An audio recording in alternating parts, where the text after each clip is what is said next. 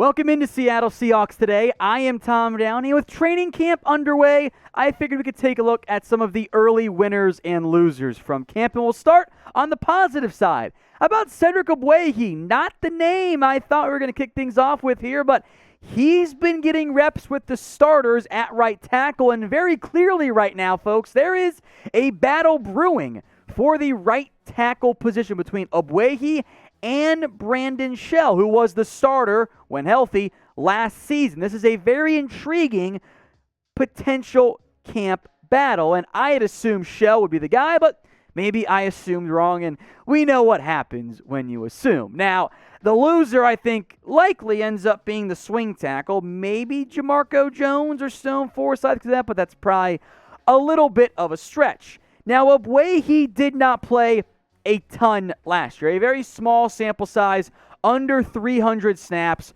1 sack, 2 hits, 10 hurries. Run grade was pretty solid. Brandon Shell, on the flip side, meanwhile, he wasn't that bad either.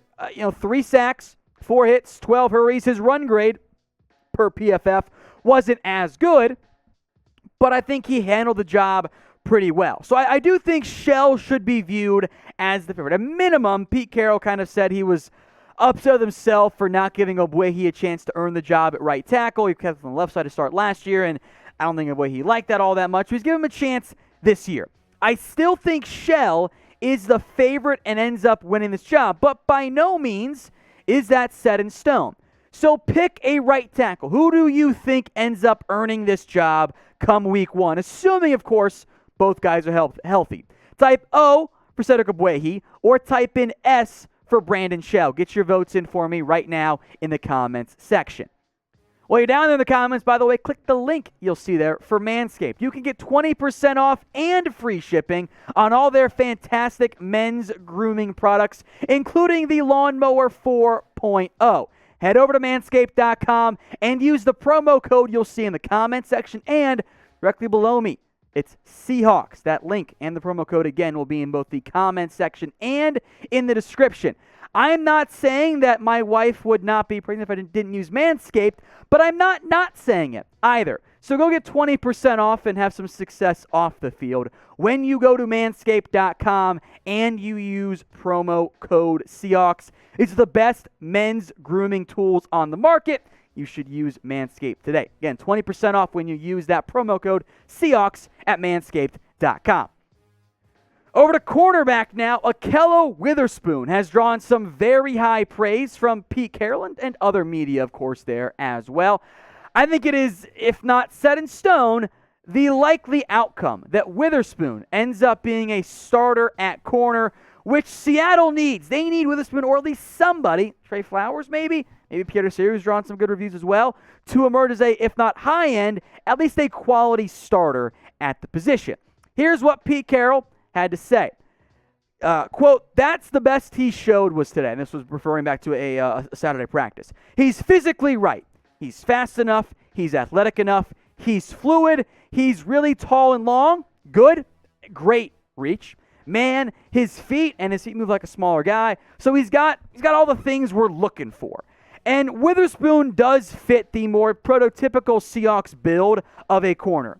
He's very long, he's very athletic, and he fits that kind of cover 3 mold in the end. Now, Witherspoon, in 11 games last year, showed a lot of promise. Now, his 2019 was not that good. Consistency has not been his thing yet in the NFL, but as I've said since he signed, I think your starters week 1 on the outside, DJ Reed, Ahkello Witherspoon. There's a battle going on right now at nickel. More on Marquise Blair later. And then Pierre Desir, who's drawn some good reviews. Trey Flowers, Trey Brown, Demarius Randall, all fighting for, maybe 2 or 3 spots there on the outside.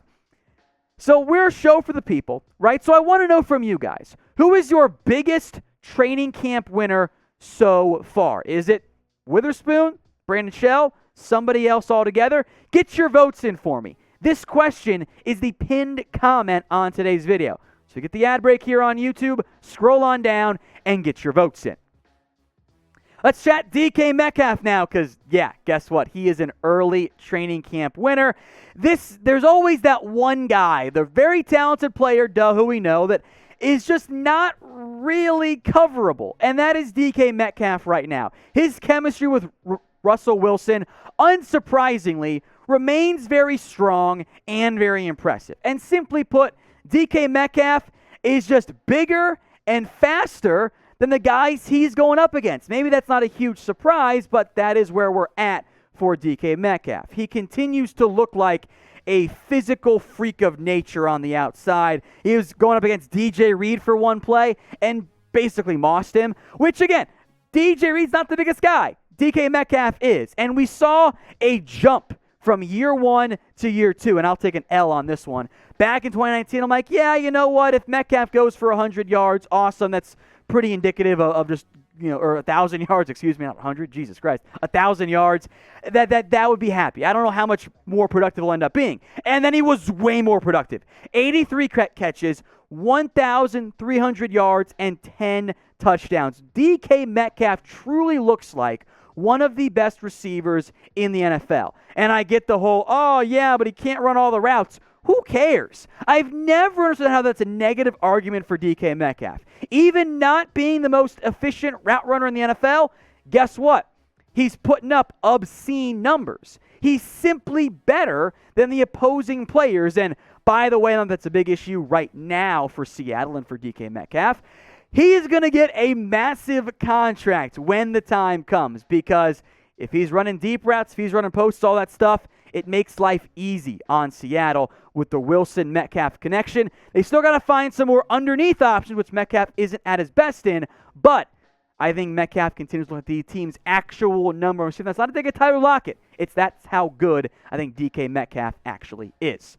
Speaking of Metcalf, get his jersey for under $90 at chatsports.com/DK. Here's it. Got the neon green, which I just love, and the navy as well. Check the comment section and the description. I'll put that link in there for you guys. It's chatsports.com/DK jersey, official Nike jerseys from our friends over at Fanatics. All right, more receiver stuff here. Penny Hart, and mentioned him at OTA's minicamps. He's impressing again. He drew praise then and has drawn praise now. Now, Hart is still fighting for a roster spot. And last year, even though he made the roster, didn't really make any tangible impact. One catch for a very meager 3 yards. But Hart is a good practice player. Yes, he's undersized, but he offers some potential special teams value, which we know how much Seattle and other organizations tend to value. With D'Wayne Eskridge, who we'll get to later on, a bit banged up, maybe Penny Hart can emerge as a receiver 5 or higher for this team. There is a great battle. John Ursura, Penny Hart, Kay Johnson, Connor Weddington. Maybe Cody Thompson, who's drawn some praise in previous camps and preseason stuff. So I am excited to see what Hart can do, but it's still fighting upwards for a roster spot in the end. Now, I don't know if he's going to be the guy as anything more than a backup receiver, but having that particular player does have value on a roster. Now, we're going to keep you guys covered throughout Seahawks training camp with winners, losers, injury updates, if they happen, hopefully they don't, and more here at Seattle Seahawks Today. So if you want more updates, hit that big red button and subscribe. The link is right there, bottom of your screen, youtube.com/Seahawks TV. But you're probably watching right now on YouTube already. So simply hit the big red button and join us for videos almost every single day. Let's talk Rashaad Penny, and I have said before, he is very much fighting for his roster life right now.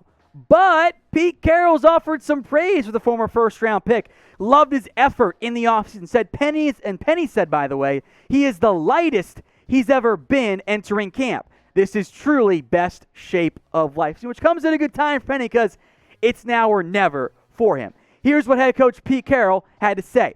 He looks really the best we've seen him. He's 220s, 225 in there. Looks really light on his feet. He's really confident in his burst and changing direction and all that. He's off to a great start.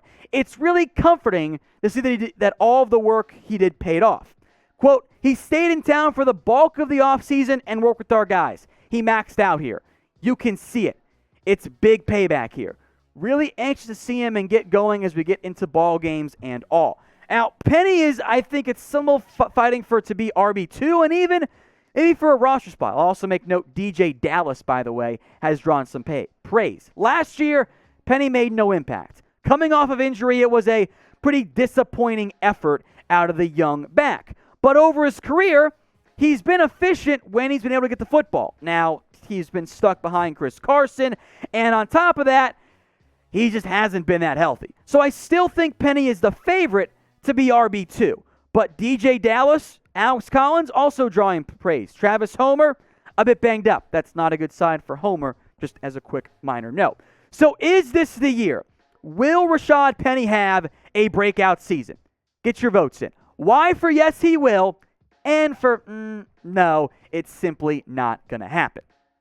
One last defensive winner here, Marquise Blair, because even though he's a bit banged up right now, which I'm not concerned about, he got stepped on and teams are so cautious in August and late July, Blair's been getting work all over the defense. Free safety, strong safety, nickel corner. Maybe he's a starter at nickel. Maybe he's their super sub, extra defensive back, lined up everywhere with Quandre Diggs, by the way, in the final year of his deal. I thought we were going to have the breakout year last year for Marquise Blair. I am optimistic it ends up coming this season. Unfortunately for Blair, the injuries were a big issue last year.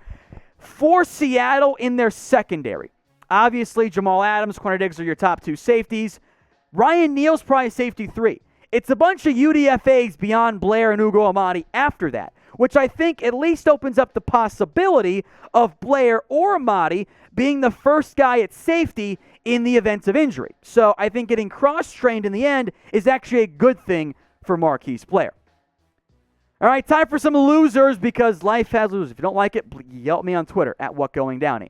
I'm starting with Ethan Pocic here. Now, he's not on the PUP list, which is a good thing. However, he has missed time due to a hamstring injury. That's allowed Kyle Fuller to get the live action reps. Seattle has not placed Pocic on the PUP list so that he can do the walkthrough stuff, the install stuff. But he needs to be out there. Pocic has to play better than what he did last year. I don't think Seattle is in great shape on the offensive line. There's Brad Lundblade. Pierre-Olivier Astage is also kind of recovering from his own injury stuff. Probably not going to make an impact this year. It's Posic's job if he's healthy, but he's got to be healthy. He's allowing Kyle Fuller, not the corner, the center, to get a chance at his gig. Now, Pocic, I thought, struggled down the stretch last year. I was a bit underwhelmed by his performance, but in his first year as a true starter, there were some flashes. So I'm hopeful about Pocic, but I'd be lying if I said I felt immensely confident in him. So what is your number one concern right now with Seattle? Is it center, corner, coaching staff? Get your votes in for me right now in the comments section. Finally, D'Wayne Eskridge. Now, he's still out of camp with a toe issue right now, which isn't ideal. That's a bit of a red flag. I think he comes back soon, and the sooner the better. Because of this team's rookies, there aren't very many of them. There's D'Wayne Eskridge, there's Trey Brown, and Stoneforth of the drafted guys. There's a real chance that Eskridge is the only guy who really helps in year one. And after what Seattle's been burned by in the past, the injuries to rookies, Darrell Taylor, you can go back to Malik McDowell, which is, of course, a whole different conversation. They want Eskridge out there. They made him a second-round pick. They want him to be wide receiver 3. And he has the ability and the impact playmaking if healthy. But first and foremost, Eskridge has to get healthy.